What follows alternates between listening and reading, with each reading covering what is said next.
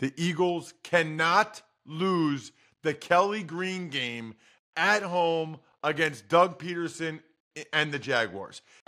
You're tuned in to the Ross Tucker Football Podcast, guiding your gridiron journey, none other than your host, former NFL lineman, Ross Tucker.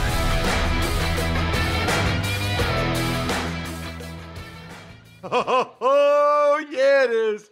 But it's not just any Ross Tucker Football Podcast.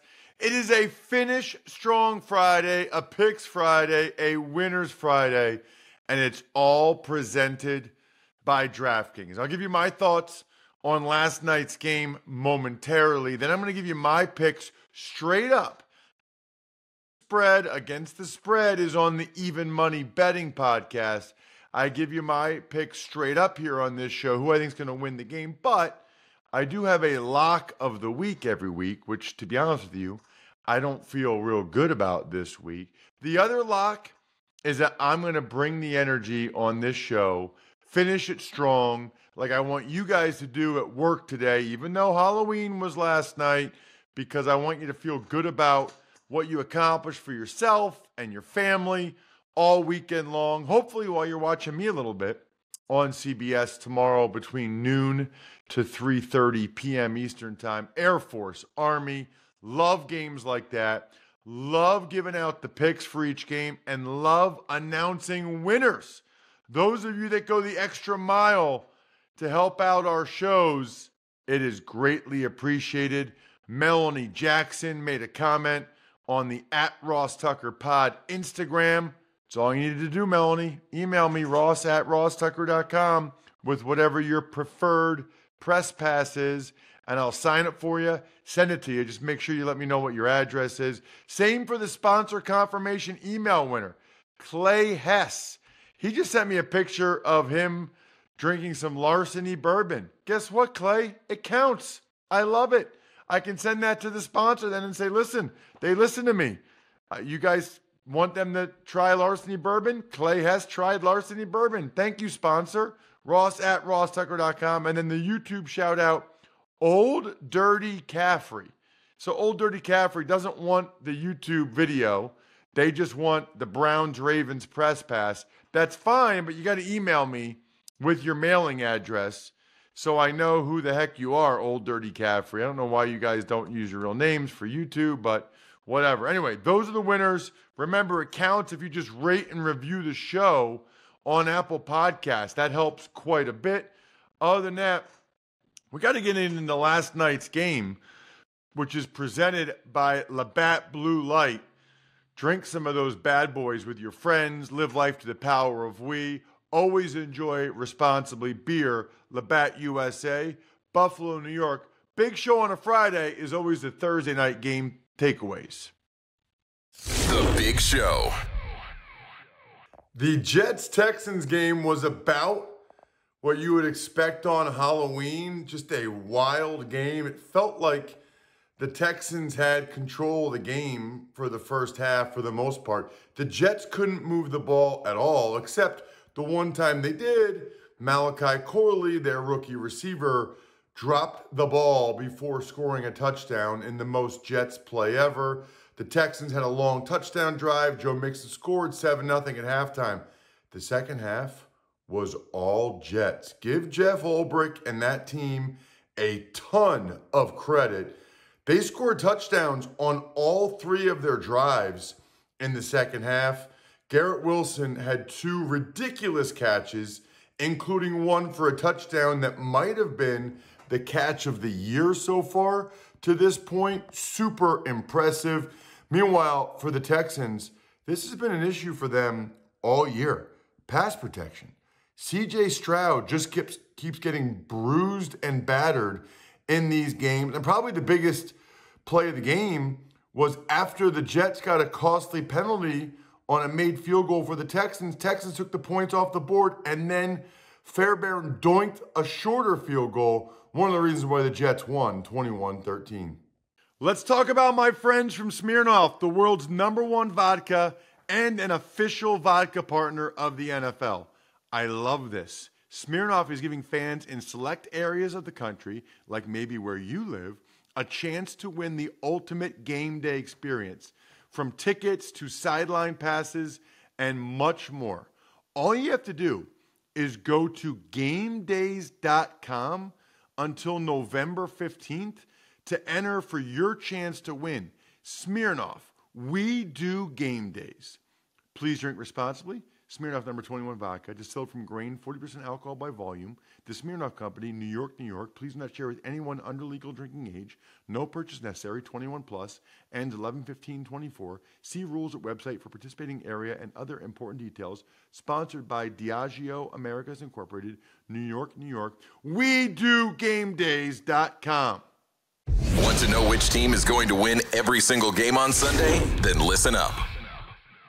All right, Ross, we're going to start with our picks. We've got an NFL Eastern Conference battle. Dallas Cowboys, they're at the Falcons. You and your old school conference references that nobody cares about other than super old people, that Eastern Conference, what is the NBA? Get out of here with that garbage. Anyway, I mean, how do you pick the Cowboys right now? They're still beat up. Still doesn't sound like Micah's going to play. And the Falcons offense is kind of a juggernaut. I don't know how they only scored 14 points against the Seahawks, but Falcons offense has been very impressive. It's getting late early, as the expression goes, for the Cowboys. They need to figure out, this is like a winnable game that they need to figure out a way to win. And if they do, I think we'd all feel a lot different, a lot better about them, but I'm not going to pick them to do it. They got to kind of show it to me. This feels like 27-24 Falcons, decent amount of points in this one, but I don't know. I have more faith in Kirk Cousins and the Falcons offense late than I do in Dak Prescott and the Cowboys offense. Next up, we've got an interesting matchup, the Denver Broncos. They're at the Baltimore Ravens. I'm already not feeling good about this one, Jack. I was kind of torn on my larceny lock for the week, and I expect him to play, but the Lamar Jackson news is a little bit disturbing, to the point where, you know what? I'm making an audible here, Jack. I'm going to use a different team for my larceny lock later on in the show. I just can't do it. Broncos are pretty good, 5-3. Lamar's beat up. I think the Ravens will win the game. I'd be surprised if they don't win the game, but I'm not making them my larceny lock of the week. We'll do that a little bit later in the show. The Ravens offense this is a cool matchup because the Ravens offense is awesome, but the Broncos defense is very good. It's going to be interesting to see who the Ravens get back in the secondary, because that's something that they really need, although I don't know that Bo Nix is going to be like Jameis Winston, chucking that thing and getting guys involved down the field. Give me the Ravens at home. They can't lose this game, right? No. I mean, but they couldn't lose the Raiders game either, and they did. Ravens 24, Broncos 20. I think it's a closer game now. We've got an AFC East matchup, Miami Dolphins. They're at the Buffalo Bills. Miami Dolphins, Miami Dolphins, Miami Dolphins gonna lose. Miami Dolphins, Miami Dolphins. If you listen to Fantasy Feast with John Daigle, you heard the news. You know why? Because Tua cannot get it done against the Bills. His games against the Bills and Sean McDermott, their head coach, he's bad. I mean, he destroys the Jets and the Patriots, but he struggles mightily against the Bills. You know, I don't know what's gotten into him the last couple weeks. He's kind of changed his demeanor. He's like salty with the media. You know, last week it was my choice. I'll do what I want. I'm not wearing a Guardian. This week it was like, I'd like to see you catch some of those snaps sitting on your couch eating potato chips. Like, this is not the guy that, you know, we used to know, I guess. I'm not really sure what's going on with Tua. I don't know. I'd be curious to see if Dolphins fans like it, don't care. Any of those things? Sand, foam, something? At any rate, I'm going to pick the Bills to win the game because I'll pick the Dolphins to beat the Bills when they actually show that they can do it, which they haven't in quite some time. So let's do the Bills. See, the Dolphins defense is okay. The Sealer news is something to keep an eye on. I love that dude for the Dolphins. He's very, very underrated. One of the reasons, by the way, I think they felt comfortable letting Wilkins go to the Raiders. I'll go 24. How about the same score as the last game? 24-20, Bills over the Dolphins. Carolina Panthers, they are hosting the New Orleans Saints. So this would have been my game, Jack, if I didn't have a college game. If CBS did not have a second college game on broadcast television, on big CBS, as they call it, I would be with my homies, Tom McCarthy and Jay Feely in Carolina instead for this matchup. You know, with it looking like Derek Carr is going to play, I don't know how you pick the Panthers. I think it's tough. I think it's tough to pick the Panthers to win another game this year, period. Probably in particular, a game in which Bryce Young's the quarterback. You feel like with Andy Dalton, they have more of a chance than they do with Bryce Young. And I do think getting Derek Carr back will give the Saints a boost that they needed. I mean, as Greg Cosell would say on a Thursday, he's a professional quarterback, Russ. Derek Carr, professional quarterback. The Saints go march into a victory somehow, some way, on the road. The Panthers' defense is just so bad. I think I could have almost done this for my lock. Tough to do a road team for a lock, though. I'll say 27-17.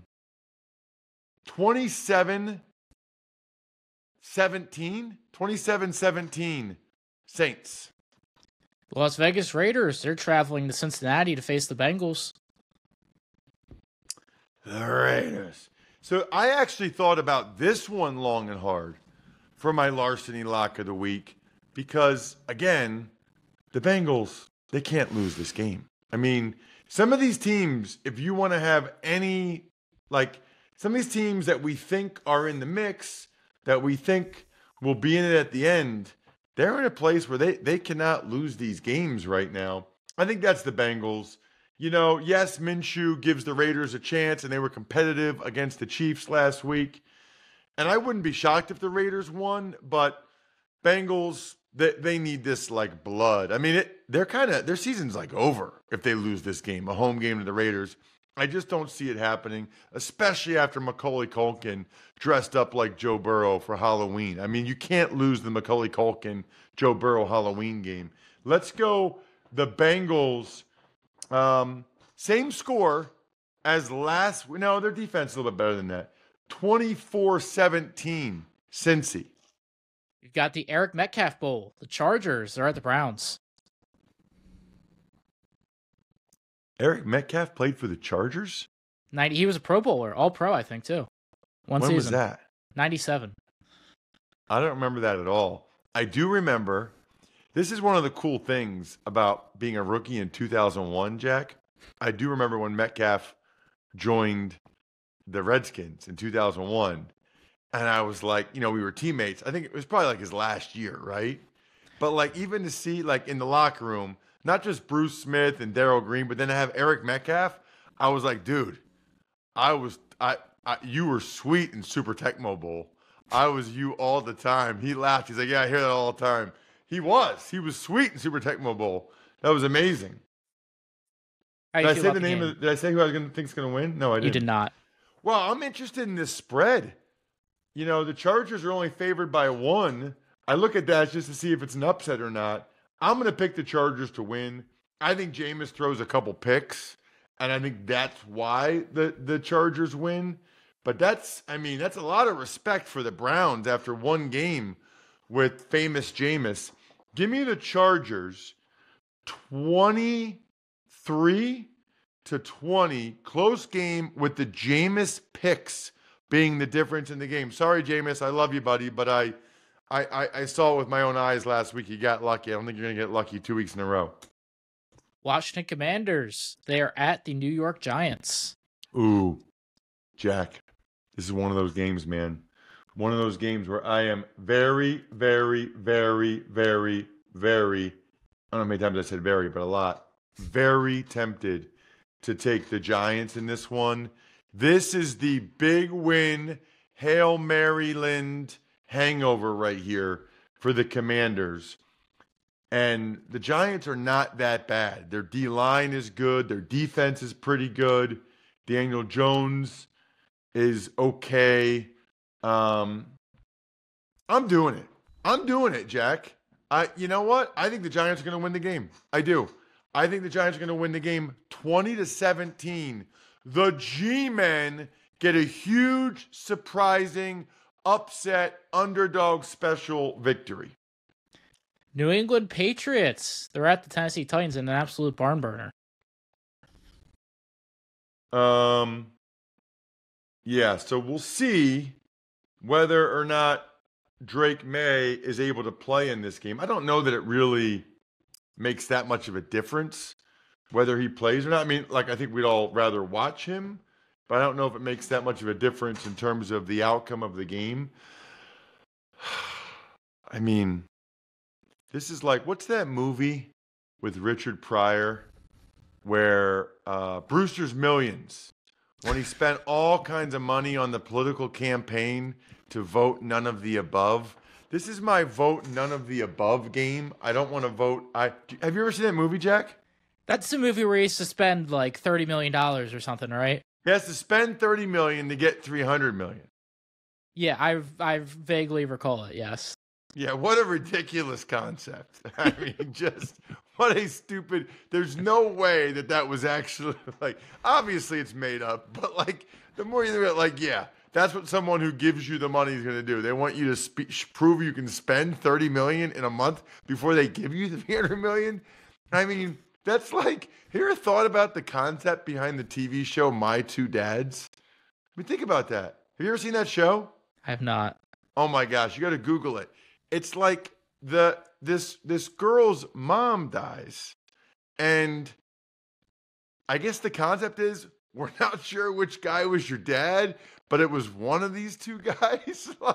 like the more you dive into it, it's like, wait, did they not have paternity testing there? Like, what are we even doing? What is even happening right now? Anyway, I mean, what a horrible concept for a show. I could go a lot deeper on that about the mom there. Anyway, Jack, you're getting me sidetracked. I'm going Titans. You know why? Because the Patriots are not good, but they won last week. So not good teams, they don't win 2 weeks in a row. The Titans aren't going to give up 700 special teams yards again and 6 touchdowns. Give me Tennessee. I hate myself for doing this, but I have to pick one of these two teams. Tennessee 17, Patriots 16. Got the Chicago Bears. They're at the Arizona Cardinals. Good game. Looking forward to this one. You know, this is I'm taking the Cardinals because I think the Bears have a Hail Maryland hangover themselves, with everybody talking about the game and pointing fingers. And now if they come out and they play awesome, that means they have Eberflus's back, they have Tyreek Stevenson's back, and that's a really good sign. I don't see it. I think they come out sluggish. I think they let that Hail Mary beat them twice. And I think as a result, I'll take the Cardinals to win the game. Not a lot of points because that Bears defense is good. How about back-to-back 17-16 games? Nobody's ever done that before. 17-16 Cardinals. Chad Ryland with his 4th game winner in 5 weeks. Kelly Green is back. The Eagles are hosting the Jacksonville Jaguars. Yeah, that's why I switched my larceny lock. The Eagles cannot lose the Kelly Green game at home against Doug Peterson and the Jaguars. Cannot happen, especially the Jags are trading their left tackle.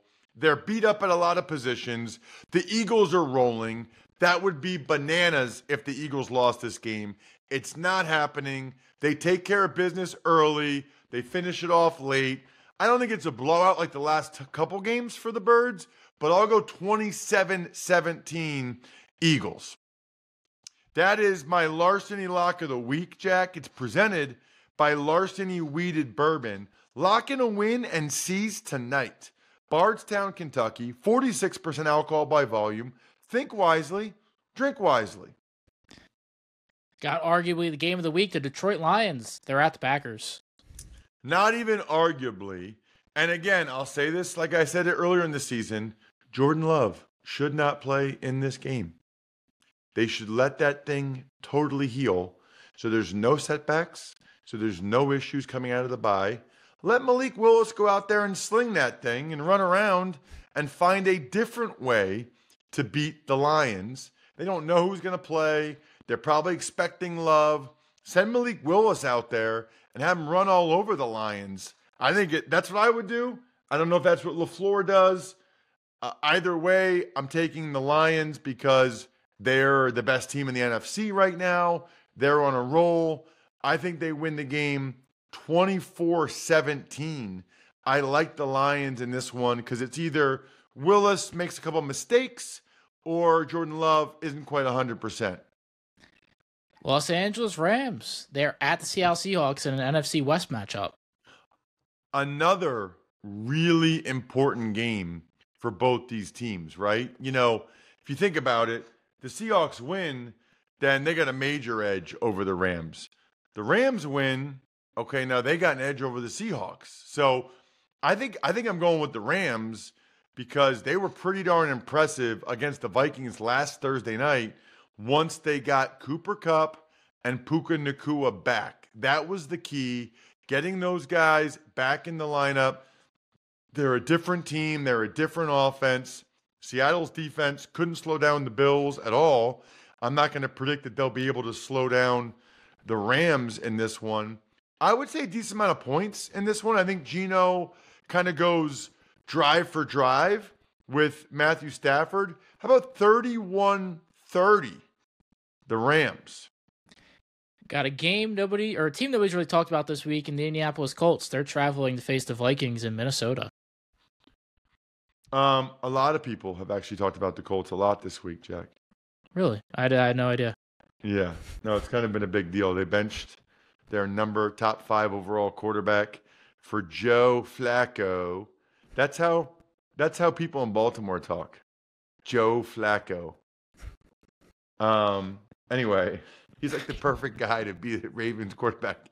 Yo, I'm just telling you, Joe Flacco is good, yo. This will be interesting because the Vikings have lost 2 in a row. They had extra time to rest and prepare for this one.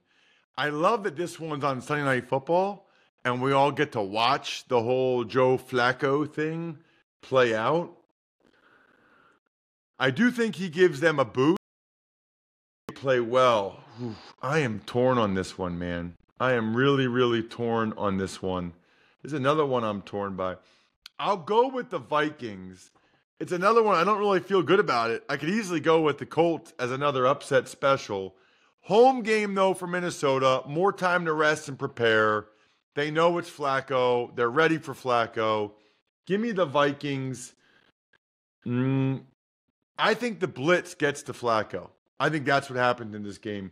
24-19 Vikings. I don't know how they get to 19. I'm just doing that to switch up the score on you guys. And we'll wrap up Monday Night Football. Tampa Bay Buccaneers, they're at the undefeated Kansas City Chiefs. Right, which is why I'm not picking the Tampa Bay Buccaneers. I almost could have made this my Larceny Lock of the Week because I just would be surprised. You know, this is why injuries stink. Because if it was Chris Godwin and Mike Evans with the Bucs heading into Kansas City, I'd feel pretty good about their chances. I'd feel like, you know, they could get it after Spags and this defense and they could put a bunch of points up and it'd be a shootout. I still think Tampa and Baker will be able to move the ball a little bit, but not enough to the point where they're able to win the game. And the real problem is that Todd Bowles and the Bucs defense, what is going on?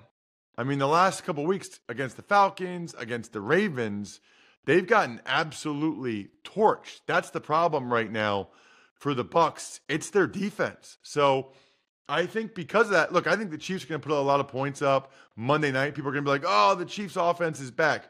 Are they? Because they're going against the Bucs defense. That'll be a major question, that one. I'm going to go with the Chiefs in this contest.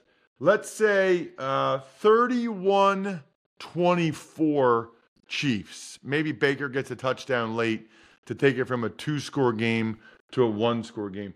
31-24 Kansas City. Reminder, please follow us on social media. I am at Ross Tucker NFL. We are at Ross Tucker Pod.